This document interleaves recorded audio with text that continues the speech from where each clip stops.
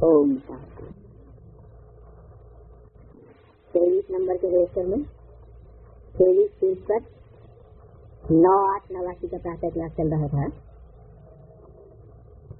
दूसरे पेज का आज दूसरी लाइन।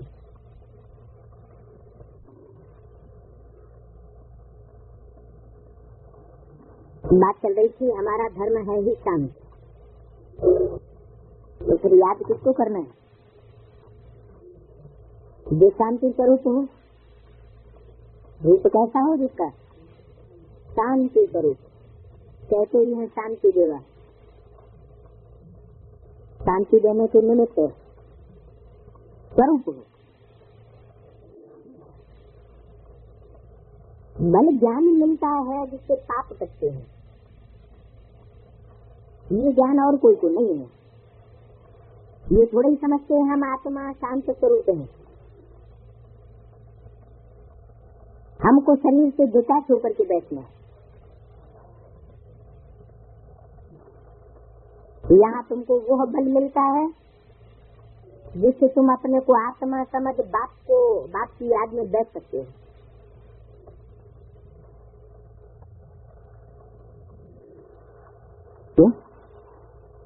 यहाँ ही वो बल मिल सकता है, दूसरी जगह नहीं मिलता है क्या?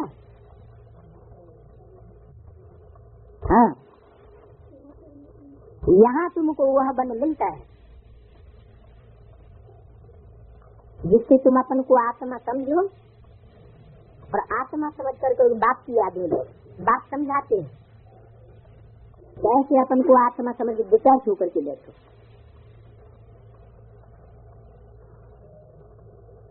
कैसे? मन तौर तरीका बतलाते हैं।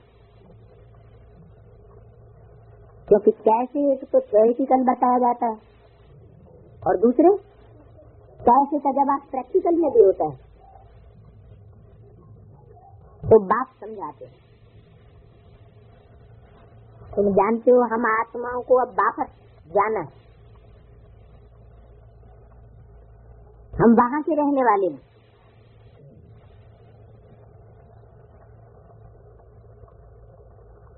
कितने दिन घर भूल गए थे और कोई इन बातों को थोड़ी समझते हैं। हमको तो घर जाना है। पतित आत्मा तो वापस जा ही नहीं सकती। आत्मा मन बुद्धि जो पतित है, नीचे की ओर गिरी हुई है, ऊपर उड़ नहीं सकती। ऊंची स्टेज में वो आत्मा तो ऊंचे लोक में वापस जा ही नहीं सकती। न कोई ऐसा समझाने वाला है कि किसको याद करो। याद करो किसको? ऊर्ध्व गति पानी है, सप्त गति पानी है। क्योंकि ये दुनिया तो है झूठ खंड, झूठी दुनिया, झूठी माया, झूठी काया, झूठा सब संसार। तो दुनिया ही हो गई है गड्ढे में ले जाने वाली। मन बुद्धि का भी पतन और साथ साथ शरीर का भी पतन। तन मन धन सब वैसे। तो किसको याद करें? बाप समझाते हैं याद एक को ही करना है और कोई को याद करने से क्या फायदा? माम एकम याद करो। तो माम किसने कहा? मुझे एक को याद करो। इसका क्या मतलब हुआ? क्या एक बिंदु को याद करो? बिंदु बिंदु तो सब आत्मा एक जैसी ज्योति बिंदु दिखाई पड़ेंगी और है ही। कीड़े मकोड़े पशु पक्षी मनुष्य आत्मा सब बिंदु है। तो कौन से मुझे एक बिंदु को याद करो? पता कैसे चलेगा? है तब ही पता चलेगा जब वो प्रैक्टिकल में पार्ट बजाए, जिसे कहते हैं परमात्मा पार्ट। तो बात समझाते हैं तो भक्ति मार्ग में शिव शिव कहते रहते हैं, मालूम तो किसको नहीं है कि इससे क्या होगा। मुख से सिर्फ नाम का जाप करते हैं, शिव का अर्थ उस पर भी ध्यान नहीं देते। नाम पड़ता है काम के आधार पर, जैसा काम किया वैसा शास्त्रों में नाम दिया हुआ है। शिव का अर्थ क्या है? कल्याणकारी। तो जो भक्त नाम का रस लगाते हैं वो ये नहीं जानते हैं कि वो कैसे कल्याणकारी और सारी दुनिया का कल्याणकारी और सदा ही कल्याणकारी, सदा शिव कहा जाता है। वो जानते नहीं है कि शिव को याद करने से पाप कटेंगे, ये किसको भी पता नहीं है। पाप कब कटेंगे, कल्याणकारी कब कहा जाए? जितना देह अभिमानी, देह अहंकारी, उतना अकल्याणकारी। अपना भी अकल्याण करता और औरों का भी अकल्याण करता। और जितना आत्मा अभिमानी, निराकारी स्टेज वाला, अपने को भी बिंदु समझने वाला, समझने की बात है, ऐसे नहीं शरीर छोड़ करके बिंदु हो जाना।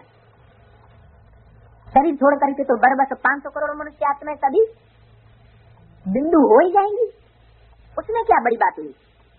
लेकिन शरीर के रहते रहते ऐसी स्टेज बन जाए जैसे शिवलिंग यादगार मंदिर में दिखाई गई। पहली पहली सतो प्रधान यादगार मंदिर बना सोमनाथ, जिसमें हीरे का ज्योति बिंदु दिखाया गया। वो ज्योति बिंदु है सुप्रीम सोल की यादगार। और वो ज्योति बिंदु जिसमें प्रवेश है, जिसमें रखा गया आधार के रूप में, वो रूप है शिवलिंग। जो बाबा कहते हैं कि मैं इतना बड़ा तो नहीं हूँ, मैं तो ज्योति बिंदु हूँ, फिर इतना बड़ा लिंग क्यों बनाई दिया है? ऐसा प्रश्न मुरली में क्यों पूछते? जरूर इसलिए पूछते कि बुद्धि हमारी चले कि वो बिंदु जिस रूप में प्रवेश करता है वो रूप तो बड़ा ही होता है, साकार रूप। लेकिन स्टेज कैसी होती है? स्टेज होती है ऐसी निराकारी स्टेज जिसमें कर्मेंद्रियां नहीं दिखाई गई। चित्रकार ने उस लिंग में भी कर्मेंद्रियों को नहीं दिखाया। नाक, हाथ, पांव, कान, ये कुछ नहीं दिखाई गई। इससे क्या फायदा? इससे क्या लक्षित होता है कि वो है तो साकार, कोई हाथ पांव कटे हुए नहीं है तो साकार, लेकिन मन बुद्धि की स्टेज ऐसी बनी हुई है कि साकार इंद्रियों का ध्यान, साकार शरीर का ध्यान नहीं है। ऐसी आद्य विचारी याद में टिकने वाला स्वरूप है। तो जैसे कोई याद करेंगे वैसे ही स्वयं भी बने। तो देह की स्मृति से पाप बनते हैं। देवताओं के पाप क्यों नहीं बनते? सत्ययुग त्रेता में पाप क्यों नहीं बनते? क्योंकि वहाँ देह भान नहीं, अपने को आत्मा स्मृति रहती है। इस दुनिया में ऐसा कोई नहीं है जिसके पाप न बनते। कर्मातीत स्टेज हो चुकी है। कहें कि क्या बाप दादा वो भी कर्मातीत नहीं बने? बाबा ने तो कहा है कि बाप दादा चाहे तो वापस जा सकते हैं। हाँ, बच्चों के लिए रुके हुए। इसका मतलब बाप दादा का भी कर्म बंधन किसके साथ बंधा हुआ है? बच्चों के साथ बंधा हुआ है। उनके अपने कर्म बंधन नहीं है। बाप पिता, राम बाप और दादा कृष्ण। राम और कृष्ण वाली जो आत्माएं हैं, उस सत्य रूपी रंगमंच पर हीरो हीरोइन का पार्ट बजाने वाली, उनकी पढ़ाई तो हो चुकी है। वो चाहे तो वापस जा सकती है। लेकिन शिव ज्योति बिंदु ही तो ड्रामा के बंधन में बांधा हुआ है, तो रामकृष्ण पहले से कैसे जा सकते हैं?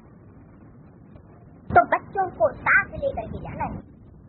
इसलिए कर्म बंधन पूरा खलास नहीं हो सकता,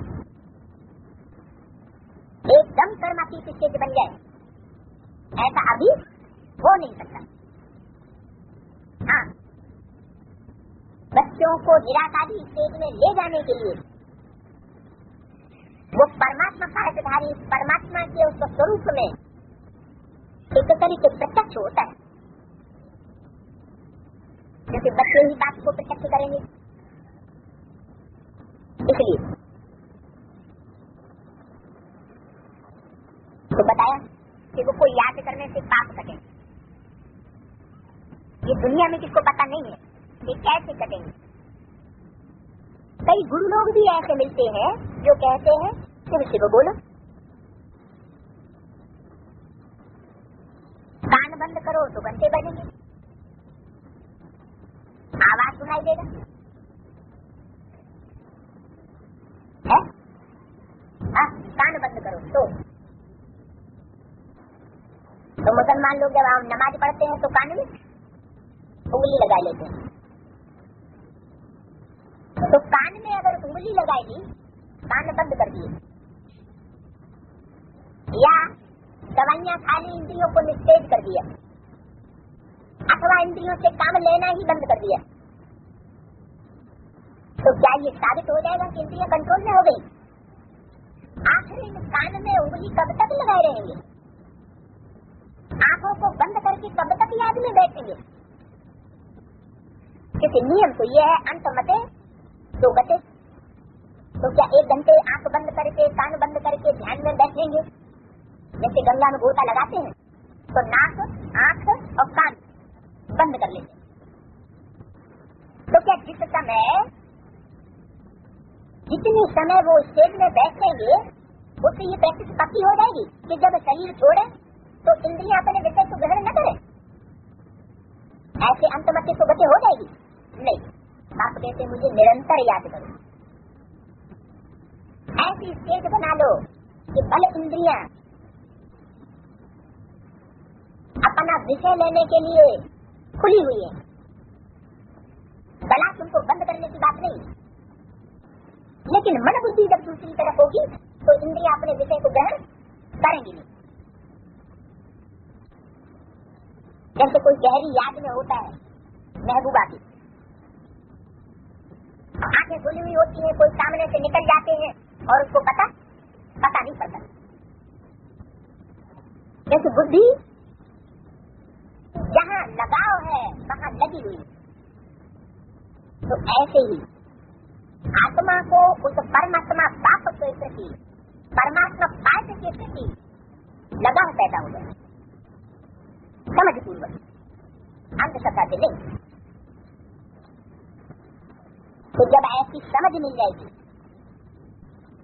तो स्वतः याद आएगी और स्वतः संबंध जुटेगा।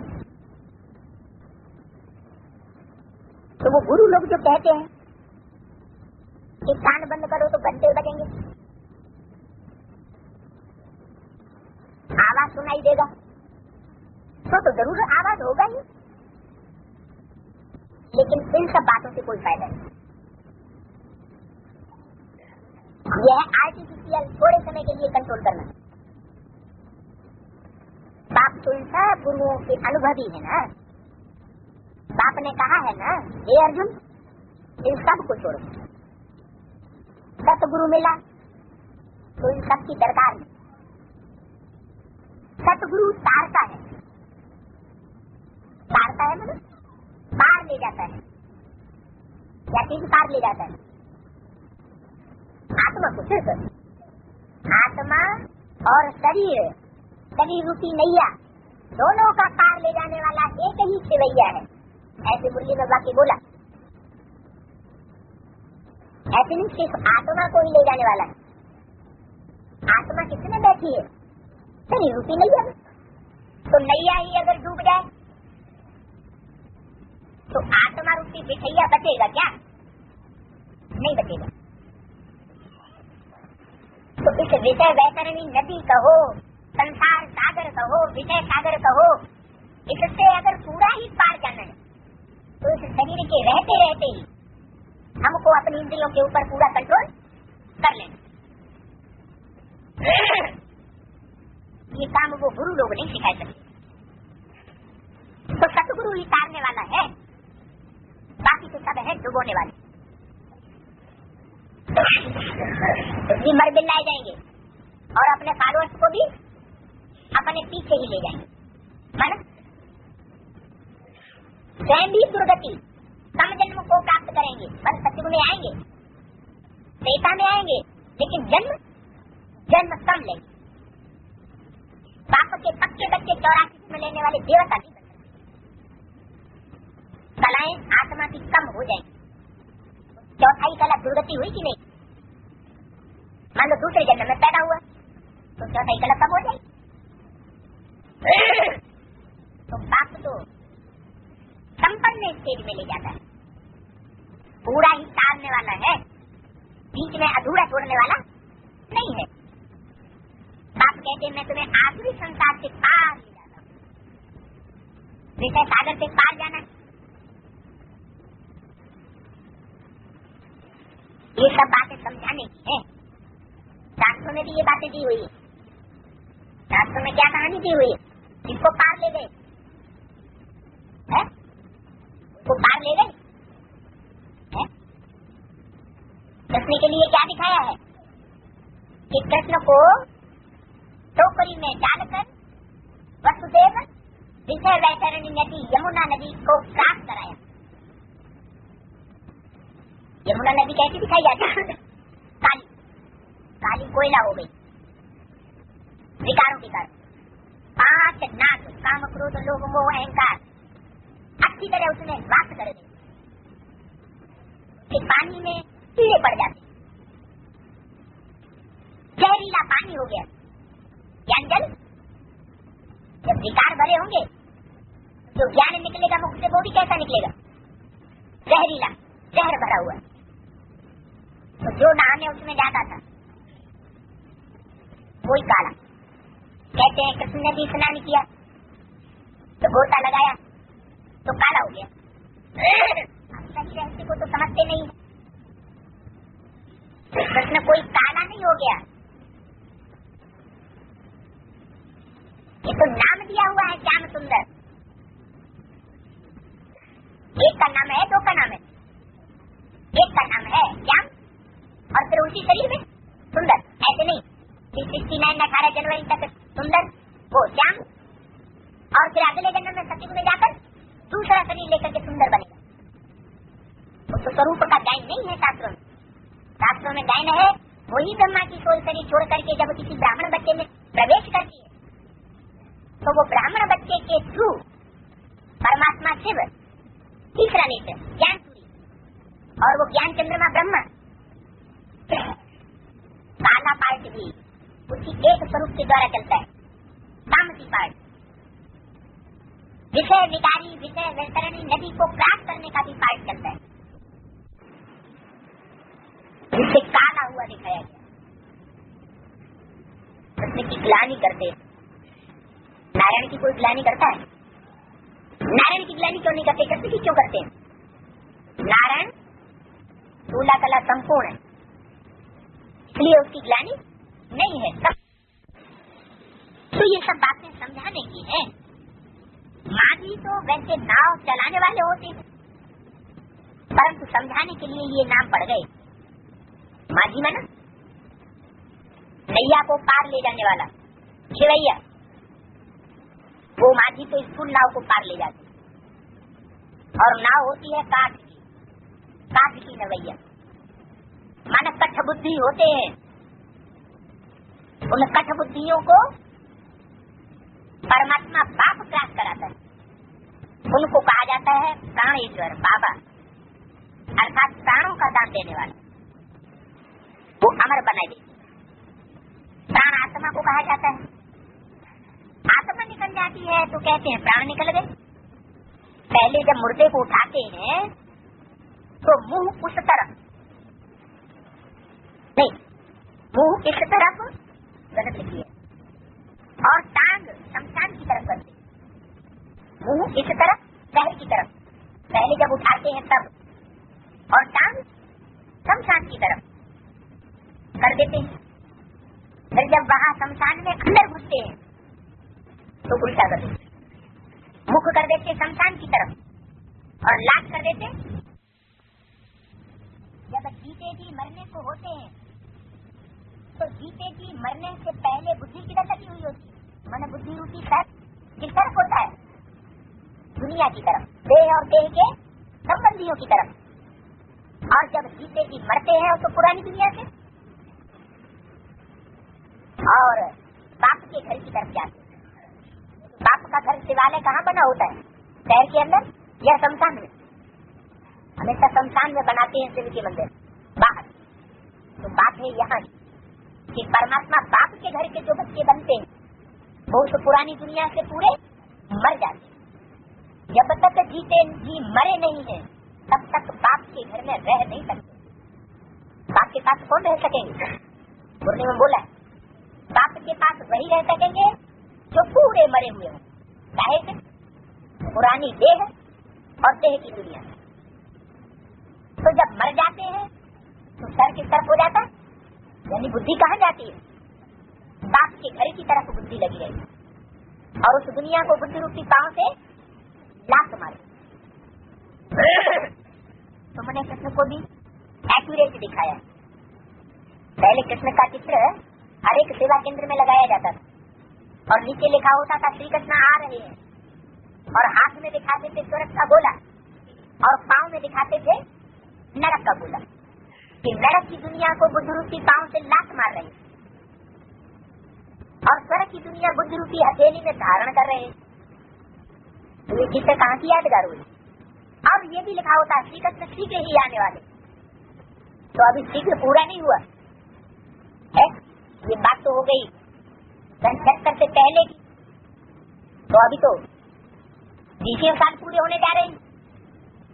तो प्रश्न है क्या अभी हाथ में बुद्ध रूपी हथेली में उनके स्वर्ग का नक्शा नहीं आया अभी तक?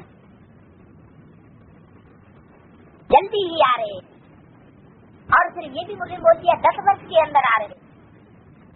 10 वर्ष के अंदर पुरानी दुनिया का विनाश और नई दुनिया की स्थापना। तो जरूर कोई स्थूल बात नहीं, ऐसे नहीं कि स्थूल बच्चे के रूप में कृष्ण पैदा होने की बात है। हाँ, वो आत्मा जो कृष्ण का पाठ बजाने वाली है वो कोई ब्राह्मण बच्चे में प्रवेश करके ऐसा पाठ बजाती है कि पुरानी दुनिया से बुद्धियों को टूटता है और नई दुनिया में प्रैक्टिकल जीवन में जीती है और नया संगठन तैयार करती है। यहाँ आकर के जब बैठते हो तो अटेंशन बुद्धि बाप में लगी रहे। तुम्हारा ये अटेंशन फॉरएवर है, मतलब सदा के लिए। जब तक जीना है बाप को याद करना है और जब मर जाओगे, जब तक जीना है तब तक बाप को याद करना है। अरे इसमें कोई नई बात हो गई क्या? जब आदमी जिंदा रहता है तभी तो याद करता है, मर जाता है फिर तो याद करने की बात ही नहीं। लेकिन हमारा जीना भी कौन सी दुनिया में होना चाहिए? इस पुरानी दुनिया में जब तक हम जीते हैं तब तक बाप को याद कर रहे। जब तक जीना है तब तक पीना है। देह और देह की संबंधों की दुनिया में जब तक हमें जिंदा है तब तक ज्ञान जल पीना पड़ेगा। और जब देह और देह की संबंधों की दुनिया से बुद्धियोग टूट जाएगा पूरा, तो न याद करने की दरकार रहेगी और न ज्ञान लेने की दरकार रहेगी। फिर तो बस आत्मिक स्मृति रह जाएगी। बस याद से ही जन्म जन्मांतर के पाप कटते हैं। याद नहीं करेंगे तो पाप भी नहीं कटेंगे। बाप को याद करना है। याद में आंखें कभी बंद नहीं करनी है। क्या? हाँ, आंखें खुली हुई रहे, तब पता चले, देखने वाले को भी पता चले ये अव्यक्त है या व्यक्त में। क्योंकि व्यक्त और अव्यक्त स्टेज आंख से ही देखने में आती है। बहुतों को देखा होगा जैसे देखते हुए नहीं देख रहे हैं, तो वो है अव्यक्त स्टेज।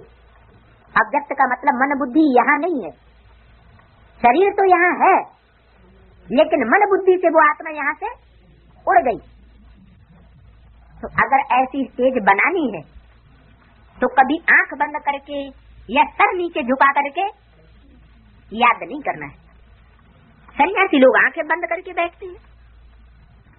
कोई कन्या माताएं सामने आएंगी तो सर नीचे झुका जाएंगे, कहीं देखने में ना आ जाए, क्योंकि कहीं देखने में आ जाएगी तो बुद्धियों को बाहर लटक जाएगा। तो ये बात किनकी है?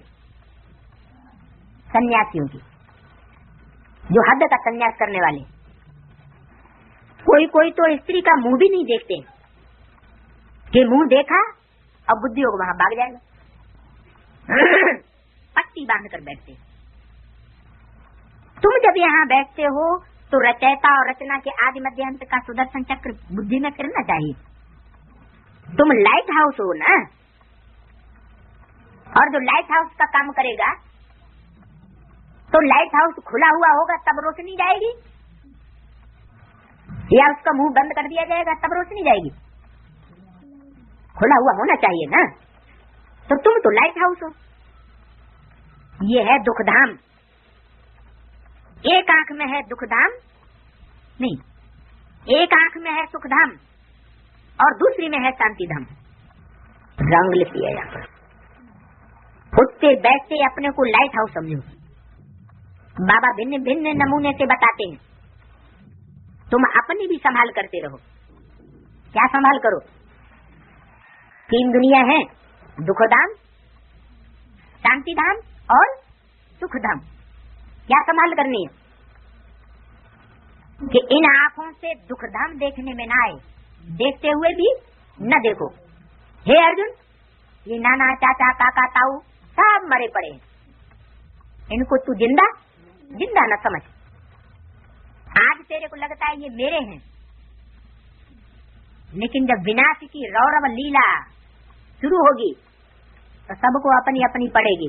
न कोई किसी का बाप, न कोई किसी का बच्चा, न कोई किसी की अम्मा, न कोई किसी का बहन। सारे ही संबंध झूठे साबित नजर आए। प्रैक्टिकल जीवन में कोई किसी का साथी सहयोगी नहीं रहेगा, और सबको कौन उस समय दिखाई देगा? एक बाप, परमात्मा बाप ही सहारा है और दूसरा कोई सहारा नहीं होगा।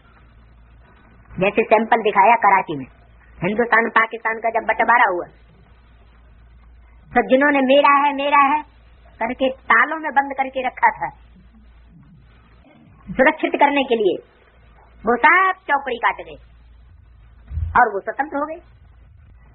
तो जो आदि में हुआ सैंपल रूप में, वो अंत में होगा विराट रूप में ड्रामा। तो बाप को याद जरूर करना है। कोई रास्ते में मिले तो उनको बताना है। पहचान वाले भी बहुत मिलते हैं। जो पहचान वाले एक दो को मिलते हैं दुनिया में, तो उनको भी क्या कहते हैं? कोई पहचान वाला रास्ते में मिलता है तो क्या कहते हैं? पुरानी परंपरा क्या कहने की है? हाँ, जय सिया राम, राम राम है, राम राम करते हैं ना। अपनी जो जान पहचान के होते हैं उनसे करते हैं, दूसरों से नहीं करते हैं। इसका मतलब ये बात कहाँ के लिए बोली है? ये राम नाम का जो परिचय देना है, जो अपने जन्म के पूर्व जन्म के हितैषी होंगे वो ही ये राम नाम का परिचय लेने के लिए आएंगे, नहीं तो आएंगे ही, और न उनसे मेल होगा। जीवन में चलते फिरते किन आत्माओं से मेल होगा? जिनका पूर्व जन्म का हिसाब किताब होगा वो ही मिलेंगे, और दूसरे न मिलेंगे और न उनको राम नाम का दान देंगे, और देंगे भी तो पहले तो अनजान होकर के देखेंगे तो समझ नहीं पाएंगे। तो उनको बताना है, उनको बोलो आपको पता है ये दुखधाम है और वो है शांतिधाम। उनको क्या बोलो कि जिस दुनिया में रहे पड़े हो मन बुद्धि से, वो दुनिया क्या है? दुखधाम। और फिर बाप के घर की तरफ इशारा करो, वो है शांतिधाम। और सुखधाम जहां अब जाना है। आप शांतिधाम सुखधाम में चलना चाहते हो या इसी दुखधाम में रहना चाहते हो? ये 3 चित्र किसको भी समझाना तो बहुत सहज है। कौन से चित्र 3? तीन लोक का चित्र, सुखधाम, शांतिधाम और दुखधाम। हम आपको इशारा देते हैं क्या? शांतिधाम, सुखधाम और दुखधाम। लाइट हाउस भी इशारा देता है, ये नैया है जो रावण की जेल से लटक पड़ी है। नैया, ये शरीर रूपी नैया रावण की जेल में लटकी पड़ी है। मनुष्य को सैलवेज नहीं कर सकता। वो तो सब है आर्टिफिशियल हद की बात है, और ये है बेहद की बात। सोशल सोसाइटी की सेवा भी वो नहीं है। वास्तव में सच्ची सेवा ये है सभी का बेड़ा पार करना। तुम्हारी बुद्धि में है कि हम मनुष्यों की क्या सर्विस करें, क्या सर्विस करें? इशारा दें, नानक चाप जहाज, शंकर चाप जहाज, उस जहाज की तरफ इशारा दें।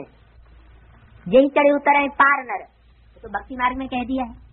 शंकर जी की जड़ मूर्ति की तरफ इशारा करते हैं, नानक का चित्र लगा देते हैं और कहते हैं ये है पार लगाने वाला सदगुरु।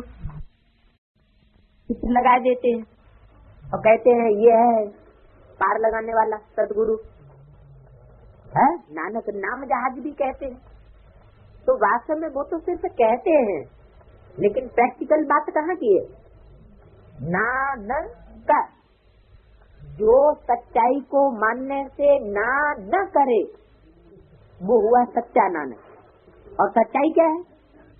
परमात्मा बाप ने गीता माता ब्रह्मा के मुख से जो कुछ भी बोला वो है सत्य, सच्चाई।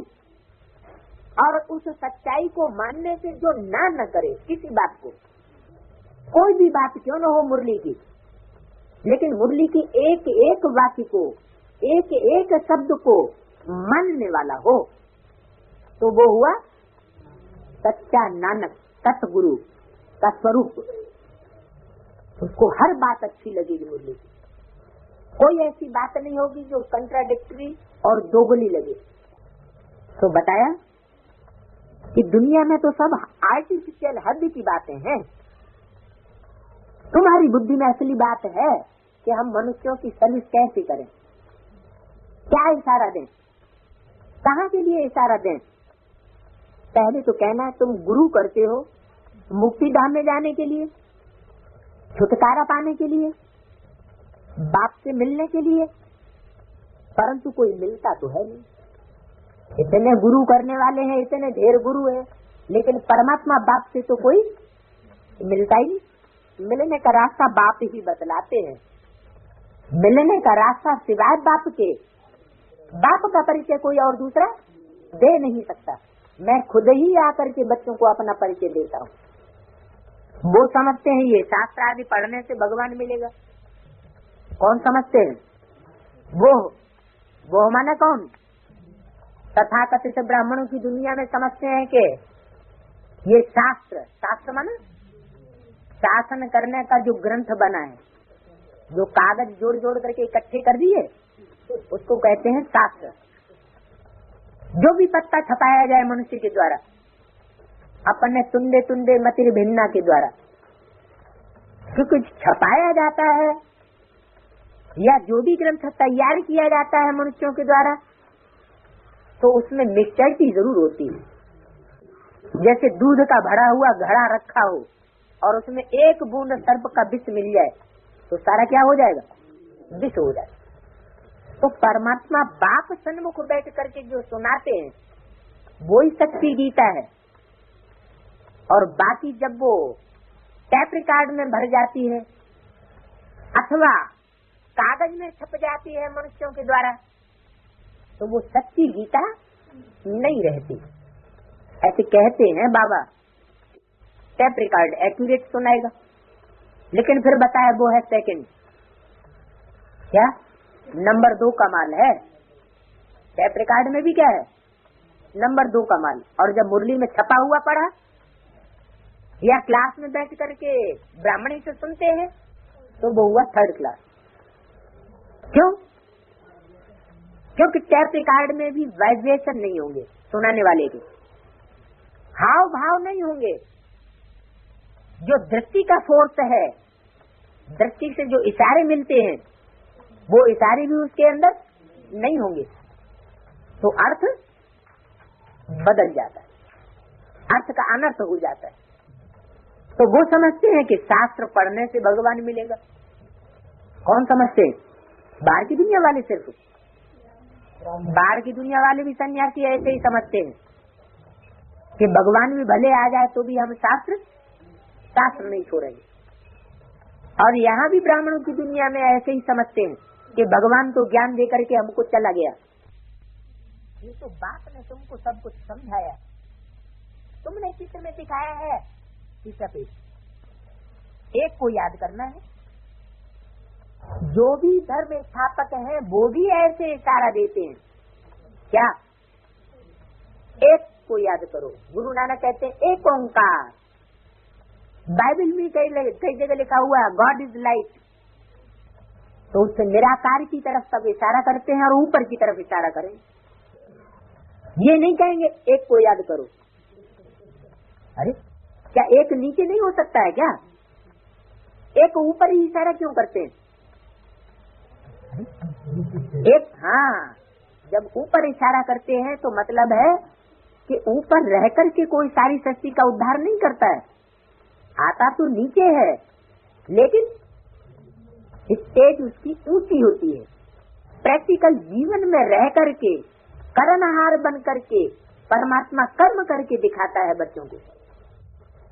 तो तुमने चित्र में दिखाया है एक को याद करना है, चित्र है प्रदर्शनी है तुम्हें। राम भी उसी एक निराकार शिवलिंग को याद करते, तो काशी विश्वनाथ का भी चित्र दिखाया, सब धर्मों का दिखाया है। क्राइस्ट के लिए भी दिखाया, गुरु नानक के लिए भी दिखाया, बौद्धियों के लिए भी दिखाया कि सब उसी एक निराकार गुरु ज्योति को याद करते। तो ज्योति का मतलब ज्ञान की ज्योति। पता कैसे पड़ता है कि इनमें बाप भगवान है? जब ज्ञान सुनाते हैं तो वो ज्ञान की ज्योति है और वो ऊंची स्टेज वाली है। जो भी धर्म स्थापक हैं वो भी ऐसे इशारा देते, उन्होंने ये पद पाया है क्योंकि तुमने शिक्षा दी है, तो वो भी ऐसे इशारा देते हैं। कैसे? उस एक को याद करो। नीचे की ओर उंगली करके कभी नहीं कहेंगे उस एक को याद करो, ऐसे इशारा देते हैं। साहब को जपो, वो बाप है, सतगुरु। बाकी तो अनेक प्रकार की शिक्षाएं देने वाले हैं, उनको कहा जाता है गुरु। अशरीरी बनने की शिक्षा कोई जानते ही नहीं है कि अशरीरी कैसे बने। तुम कहेंगे शिव बाबा को याद करो। वो लोग शिव के मंदिर में जाते हैं तो भी हमेशा शिव को बाबा कहने की आदत पड़ी हुई है। कौन? भक्त लोग। नानक को गुरु बाबा कहते हैं, परंतु वह निराकार तो नहीं है। कौन? न गुरु नानक निराकार है और न मंदिर में शिवलिंग की तरफ जाते हैं, तो वो भी पत्थर का लिंग है, निराकार है कि साकार है? लिंग भी कैसा है? साकार रूप है ना, तो दोनों ही निराकार नहीं है। तो इशारा क्या हुआ? दोनों ही साकारी शरीरधारी है ना। फिर क्यों कहते हैं शिव तो है निराकार, सच्चा बाबा, वो सबका बाबा हुआ। जब बाबा कहेंगे तो जरूर साकार हुआ। और जब बिंदु है तो बिंदु बिंदु आत्माओं का बाप बिंदु, सिर्फ बाप का कनेक्शन है और दूसरा कोई संबंध नहीं हो सकता। और बच्चे भी आपस में भाई भाई हैं, बिंदु बिंदु आत्माएं आपस में सब भाई भाई, भाई बहन भी नहीं। शिव बाप के बच्चे सब भाई भाई। और जब शिव बाप साकार शरीर में प्रवेश करते हैं, ब्रह्मा प्रजापिता के तन में, तब आपस में संबंध क्या बनता है? भाई बहन का। तो जब तक बिंदु है तब तक सिर्फ एक ही संबंध, बाप का। बिंदु बिंदु आत्माओं का बाप, दूसरा कोई संबंध नहीं। ग्रैंडफादर या बाबा का संबंध भी कब बनता है? जब साकार शरीर में प्रवेश करे। तो भक्ति मार्ग में भी उसको बाबा कहते हैं और ज्ञान मार्ग में भी हम उसे बाबा कहते हैं। तो ऐसे नहीं है कि निराकार का मतलब वो सिर्फ बिंदु है तो साकार, लेकिन निराकारी स्टेज में रहने वाला हमारा सच्चा बाबा है, वो आत्मा या शरीर ही है। यहाँ जब बैठते हो तो इस धुन में बैठो। तुम जानते हो कि हम कैसे फंसे हुए थे, हम फंसे हुए थे। अब बाबा ने आकर के हमको रास्ता बताया है, बाकी तो सब फंसे हुए हैं, छूटते ही नहीं है। देह और देह की स्मृति से बुद्धि छूटती नहीं, और प्रैक्टिस भी नहीं करते क्योंकि कोई जानते ही नहीं है। सजाएं खा करके फिर सब छूट जाएंगे। जो अभी प्रैक्टिस नहीं करते हैं तो अंजाम क्या होगा? अंत में शरीर को सजाएं खानी पड़ेंगी और शरीर से उनका मोह टूट जाएगा। तुम बच्चों को समझाते रहते हैं, मोचरा खाकर थोड़े ही मानी लेनी है कि सजाएं खाओ, और जितनी सजाएं खाएंगे उतना ही पद भ्रष्ट हो जाएगा। जिनका पद भ्रष्ट होगा वो फिर सचिव के आदि में मान मर्तबा नहीं लेंगे। कहाँ लेंगे? पद भ्रष्ट होने का मतलब ही है बाद में मान मर्तबा लेना। 500 करोड़ मनुष्य आत्माओं को सबको मान मर्तबा तो मिलेगा, लेकिन किसी को आदि में मिलेगा, किसी को त्रेता में मिलेगा, किसी को द्वापर में मिलेगा, कोई आत्मा बिल्कुल अभी लास्ट में भी उतर रही है। तो पहले पहले थोड़े समय के लिए उनको मान मर्तबा जरूर मिलता है, जैसे आचार्य जगदीश। और जो पहले पहले उतरता है आदि तो अंत, तो मध्य भी उसका सुखाला जरूर होगा। मध्य में भी वो आत्मा श्रेष्ठ पार्ट बजाती है। हीरो पार्ट धारी बाप के बच्चे भी हैं, तो बाप भी हीरो पार्ट धारी। सिर्फ एक जन्म में उसकी महिमा नहीं होती। भारत की महिमा तो अपरमापार है, एक जन्म की बात नहीं है। माने उनको ताकत कम मिलती है। जो जितनी सजाएं खाएंगे उतनी उनको ताकत कम मिलती है। कम मिलती क्या है? उन्होंने ली ही कम है। परमात्मा बाप आया और उसके स्वरूप को नहीं पहचान पाया तो निरंतर याद नहीं टिकेगी। एक है सामान्य रूप को पहचानना, सर्व सामान्य रूप, बिंदु, मैं आत्मा बिंदु, मेरा बाप बिंदु, ये तो सर्व सामान्य रूप हो गया, बेसिक नॉलेज। और एक है विशेष रूप को जानना। तो बिंदु है तो बिंदु भी कैसे विशेष पार्टधारी है। कौन सी पेक्युलियरिटी है उसके पार्ट में? कैसे वो एवर प्योर पार्ट बजाता है, प्रैक्टिकल प्रूफ देने वाला हो एवर प्योर का। नहीं तो पता कैसे चलेगा कि ये बिंदु एवर प्योर और ये बिंदु सिर्फ प्योर। 500 करोड़ ज्योति बिंदु आत्माओं में से एवर प्योर कैसे पता चलेगा? जबकि प्रैक्टिकल में आकर के पार्ट बजाएगा तो उसका चित्र दिखाया हुआ है। किसका? शिव का चित्र दिखाते हैं, शंकर का भी चित्र दिखाते हैं, विष पीते हुए दिखाते हैं शंकर को। विष भी पी रहा है और फिर कहते हैं कि वो जन्म मरण के चक्र से न्यारा है, वो कभी मरता नहीं है। अरे अभी हमारी ये वर्तमान में प्रैक्टिकल स्टेज क्या है? विकारों में गिरे और मन बुद्धि जो है ज्ञान से भागने लगती है, अनिश्चय हो जाता है, सर्विस करने में मन नहीं लगता है, जैसे ज्ञान से मरने लग पड़ते हैं। तो ज्ञान में जिंदा रहना किसका हो सकता है? उसी का हो सकता है जो विकार की दुनिया से, विकारों से दूर होकर के अपनी मन बुद्धि को रखे। तो एक तो है सन्यासियों की तरह कि घरगस्थ की कीचड़ से ही दूर हो जाते हैं, और दूसरे उन बच्चों का वो मिसाल है जो अपने घरगस्थ के कीचड़ को छोड़ते नहीं है। क्योंकि किसी को छोड़ना माना परमात्मा बाप का अपमान करना। जिनको छोड़ा वो भी तो परमात्मा बाप के बच्चे हैं, क्या उनका उद्धार नहीं करना है? उनका भी उद्धार करना है और हमको अपना भी उद्धार करना है। इसलिए किसी को छोड़ने करने की बात नहीं। क्या करें? हम अपने को कंट्रोल कर लें। तो जो अपने तंत्र में रहेगा, शासन में रहेगा, वो दूसरों का शासन भी कर सकेगा और स्वतंत्र भी रह सकेगा। तो ये कांटों का जंगल है, सब एक दो को कांटा लगाते रहते हैं, दुख देते रहते हैं। स्वर्ग को कहा जाता है गार्डन ऑफ अल्लाह। किसका गार्डन है? अल्लाह का गार्डन। क्रिश्चियन लोग भी कहते हैं पैराडाइज था। कब? क्राइस्ट से 3000 वर्ष पहले पैराडाइज था भारत में। तो क्राइस्ट को कितने वर्ष हुए?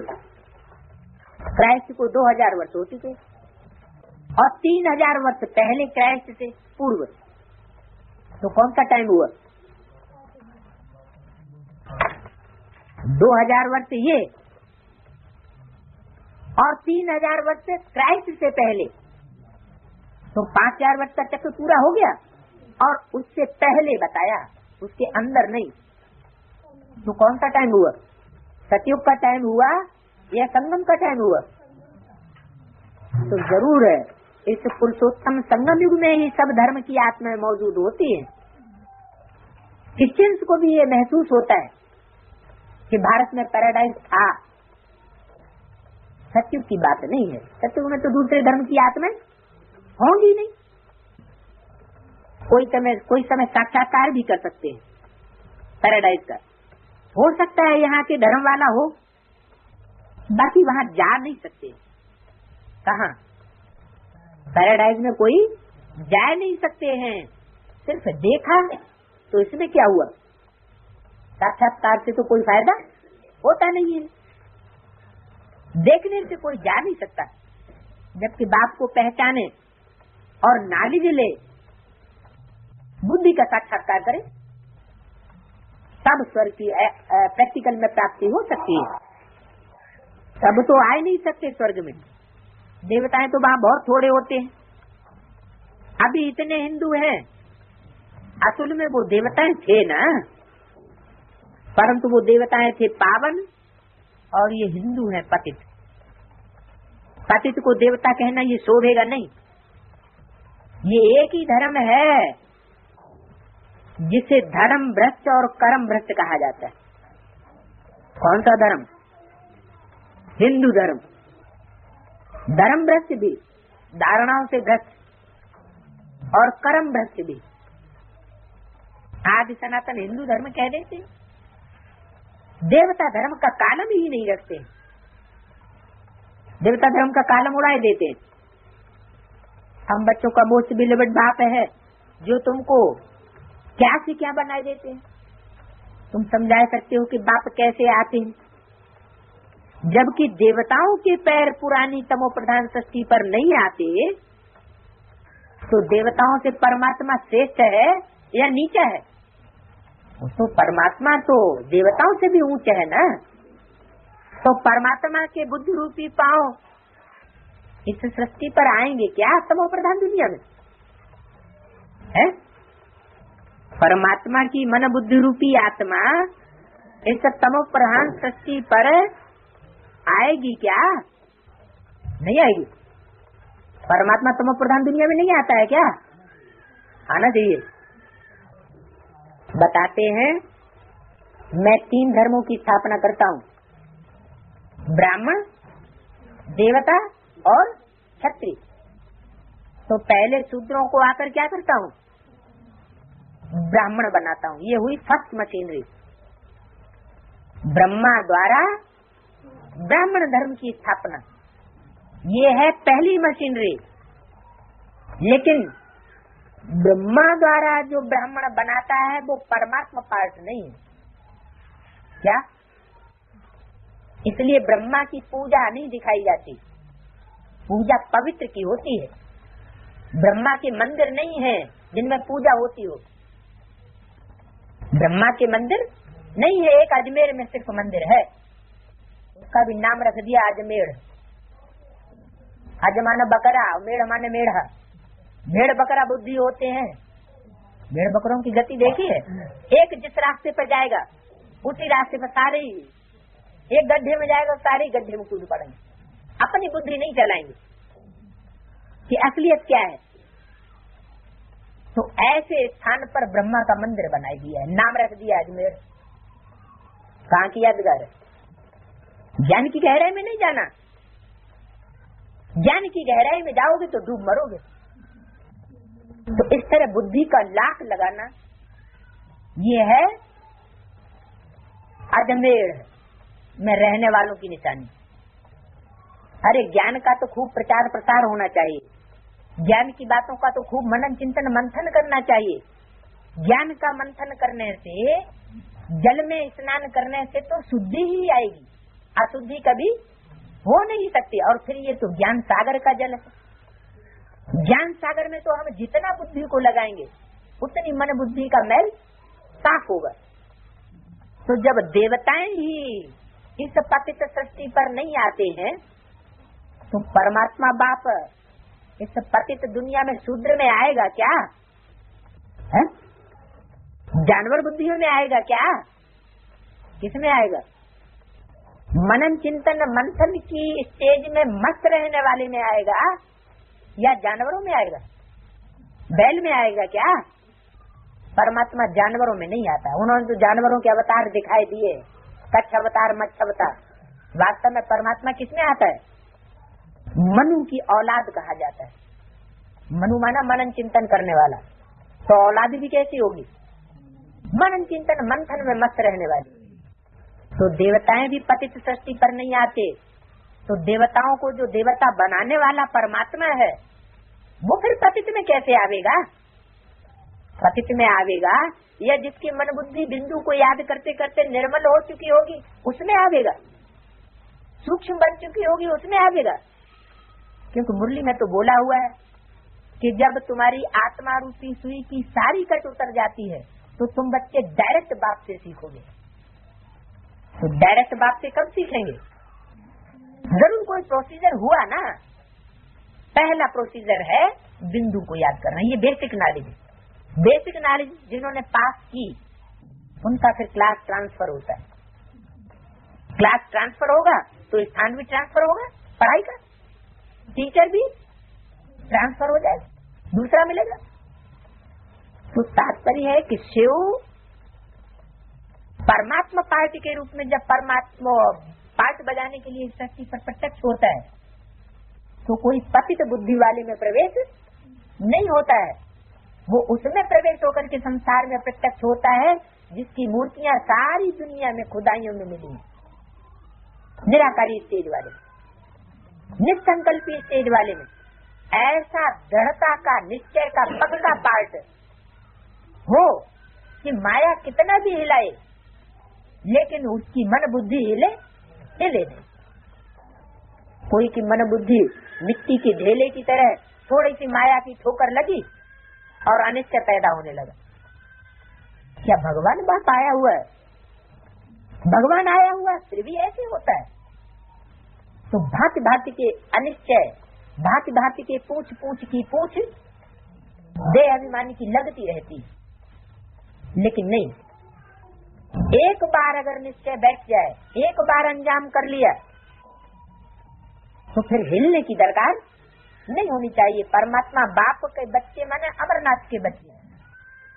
अमरनाथ के बच्चे माने मरने वाले होंगे? नहीं, अमर। उनको कोई भी माया की ताकत, रावण की ताकत उनको अंगद की तरह, जैसे अंगद का पांव अचल हो गया ऐसे उनकी मन बुद्धि रूपी पांव अटल बना रहे। तो बात समझाते हैं कि मैं पतित दुनिया में नहीं आता हूँ। इस वाक्य से क्या जाहिर हुआ कि देवताओं के पांव जब पतित में नहीं आते, पतित दुनिया में नहीं आते, पांव नहीं पड़ सकते इस पतित दुनिया में, तो देवताओं का भी जो देवता बनाने वाला बाप है उसके पांव क्या पतित दुनिया में आएंगे? वो पतित में प्रवेश करेगा क्या? अरे ये क्या सारा ज्ञान उल्टा हो गया।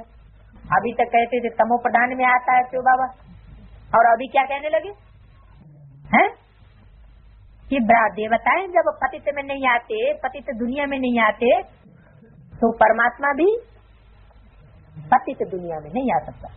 नहीं आ सकता का मतलब ये नहीं कि वो प्रवेश नहीं करता, प्रवेश तो करता है, लेकिन प्रत्यक्ष नहीं होता है। प्रत्यक्ष कहाँ होगा है? क्या मतलब सारी दुनिया के बीच में परमात्मा गॉड फादर को प्रत्यक्ष होना है ना। जैसे मुरली में बोला गॉड फादर है तो फादर जरूर मिलना चाहिए। फादर सिर्फ कहे और कभी मिले ही नहीं, वो फादर कैसे हो सकता?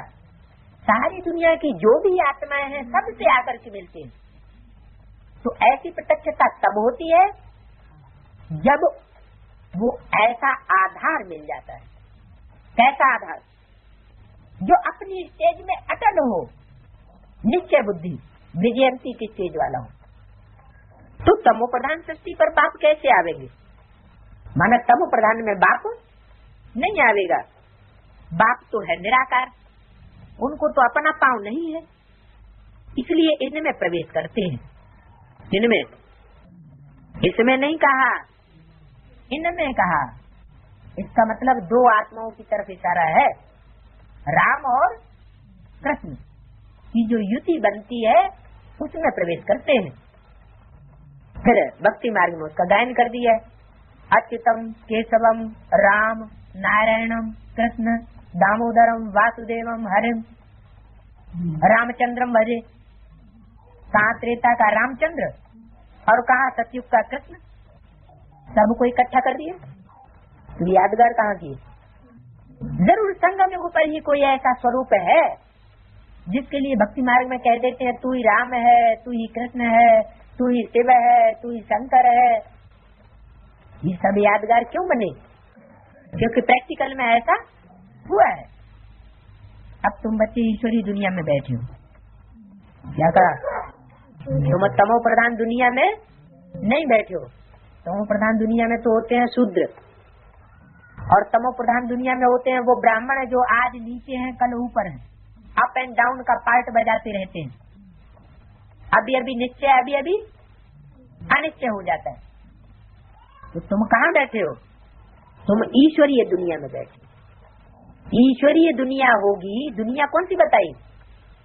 आसुरी दुनिया में असुर होगा, और ईश्वरीय दुनिया में जरूर ईश्वर होगा।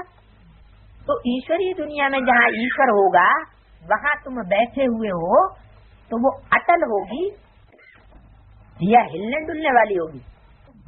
अटल। वो सब है आसुरी दुनिया में बैठे। दुनिया में वो सब बैठे हैं आसुरी दुनिया में, और तुम बैठे हो ईश्वरीय दुनिया में। ये बहुत छोटा संगम युग है। क्या इसका नाम क्या दिया? पुरुषोत्तम संगम युग। एक होता है सामान्य सिर्फ संगम युग, और ये है पुरुषोत्तम संगम युग। बहुत छोटा, बहुत छोटा का मतलब जिससे छोटा और कोई हो नहीं सकता। कितना छोटा? अरे कितना, आखिर 15-20 साल का नहीं। बहुत छोटा का मतलब है सिर्फ 1 सेकेंड। ब्रह्मा को विष्णु बनने में कितना टाइम लगता है? 1 सेकेंड। बस वो 1 सेकेंड में ही परमात्मा बाप साक्षित बुद्धि के स्वरूप के द्वारा प्रत्यक्ष होता है सारे संसार के बीच में। तो बताया बहुत छोटा संगम युग है, उसका नाम है असली पुरुषोत्तम संगम युग। पुरुष माने आत्मा, और आत्माओं के बीच में जो उत्तम से उत्तम है वो इस युग में संसार के बीच प्रत्यक्ष हो जाता है। सारी दुनिया जान लेती है कि ये है ऊंच से ऊंच पार्टधारी, हीरो पार्टधारी। तुम समझते हो हम न दैवी संसार में हैं और न आसुरी संसार में हैं। हम कहाँ हैं? हम ईश्वरीय संसार में। हम ईश्वरीय संसार में हैं। बाप आए हैं हमको घर ले जाने के लिए। ईश्वरीय संसार में होंगे तो जरूर ईश्वर भी होगा, और ईश्वर सिर्फ ऊपर बैठा हुआ नहीं होगा कि सूक्ष्म वतन में या मूल वतन में ऊपर बैठा हुआ हो। नहीं, ईश्वरीय संसार में है तो जरूर ईश्वर भी यहाँ होगा। तुम समझते हो हम बाप हमको आए हैं घर ले जाने के लिए आए हैं, ऐसे नहीं आकर के पढ़ाई पढ़ाकर चले गए, नहीं। बाप कहते हैं वो मेरा घर है, तुम्हारे खातिर मैं अपना घर छोड़ करके आता हूँ। बाहर तो सुख धाम बन जाता है, तो फिर मैं थोड़े ही आता हूँ। मैं विश्व का मालिक नहीं बनता हूँ। कौन बनता है? तुम बच्चे विश्व के मालिक बनते हो, मैं विश्व का मालिक नहीं बनता हूँ। तुम्हारे योग बल की पावर से जितनी जितनी जिसकी योग बल की पावर, उतना ही वो विश्व का मालिक बनता है। हम ब्रह्मांड का मालिक हूँ। कहाँ का मालिक हूँ? ब्रह्मा अंड, ब्रह्मा के जो अंडी बच्चे जहाँ रहते हैं, अंडा, अंडा माना बीज रूप स्टेज, जहाँ आत्माएं बीज रूप स्टेज में रहती हैं, निसंकल्पी स्टेज। वाचा, वाचा वहाँ होती नहीं, वाणी से परे निर्वाण धाम। मैं उस ब्रह्मांड का मालिक हूँ। ये प्रैक्टिकल धाम यहाँ इस सृष्टि पर भी बनता है। इसलिए मुरली में बोला है कि तुम बच्चे परम धाम को भी सृष्टि पर उतार लेंगे। कैसे? जहाँ बीज रूप स्टेज वाले बच्चों का संगठन होगा, वो ऐसा स्थान कहा जाएगा जिसकी यादगार दिलवाड़ा मंदिर बनी हुई।